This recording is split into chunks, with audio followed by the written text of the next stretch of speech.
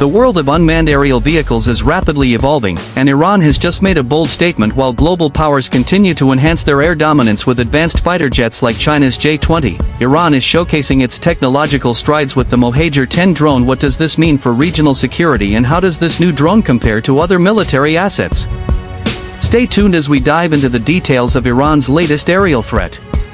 Unveiled in Tehran during the Iranian Ministry of Defense and Armed Forces Logistics Expo on August 22, 2023, the Mohajer-10 represents a significant leap in Iran's drone capabilities designed by Quds Aviation Industries. This medium-altitude, long-endurance, MALE drone is a major upgrade over its predecessor, the Mohajer-6.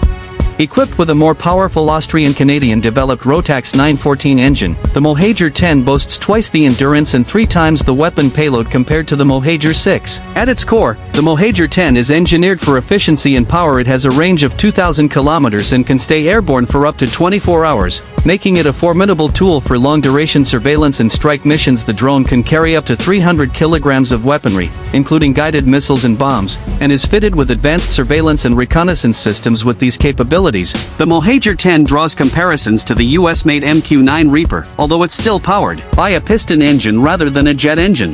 The unveiling of the Mohajer-10 comes at a time when tensions in the Middle East are high. Iran's drone program has been a growing concern not just for its regional neighbors but also for global powers, particularly as these drones have been used in conflicts from Yemen to Ukraine. With the Mohajer-10, Iran signals its intent to continue advancing its UAV technology, potentially altering the balance of power in the region.